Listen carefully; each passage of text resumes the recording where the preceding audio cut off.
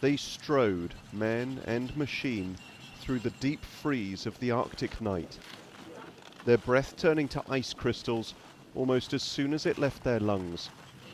Fingers numb, toes hardened by the extreme cold. This is exploration at the limits of human endurance.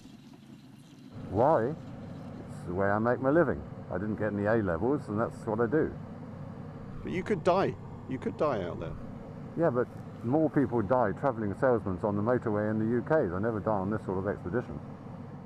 It is minus 35 degrees Celsius at the moment. There's ice on my eyelashes, and yet they are going to have to cope with temperatures as low as twice that, minus 70 in Antarctica. In addition, for up to some 4 months of this trek, it's going to be pitch black. If they can make it across the continent, it will be an astonishing achievement. No one's ever crossed Antarctica in winter before. So for months, they test every bit of kit. 2 bulldozers will drag 3 industrial sleds, a science lab, living quarters, their supplies and fuel. But there are problems, even here.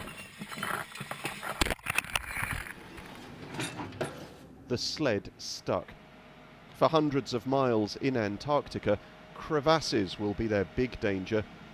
If a machine goes into a deep, deep hole and there is absolutely no way of getting it out with the other machine, possibly because both have got wedged at the same time in different crevasses, then you've got a very big problem. We have to have things like crevasse radar in order to try not to fall into crevasses. Well, this is precisely why they do days of testing here.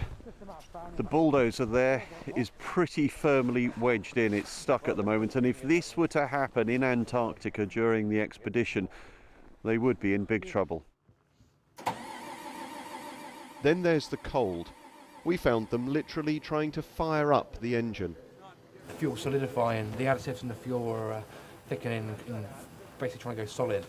Because of the temperature? Yeah, the additives inside the fuel are just starting to wax up, yeah. Hence, no movement. We could get something in a minute. And what of the effect of minus 70 on the human body? People aren't overly well designed for the cold.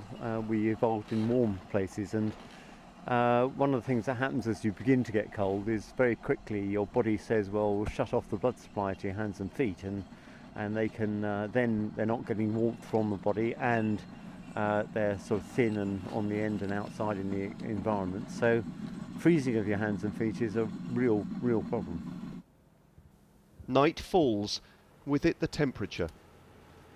To keep the engines warm, a giant sleeping bag. It too needs to be modified to survive the fierce blizzards they will encounter. But if any of this is to succeed, it is Sir Ranulph and Dr. Mike who must make it across on foot. You just must not think about getting old, okay? If you still are lucky enough to be able to walk around, not stooped, no crutch, no Zimmer frame, then you might as well go for it.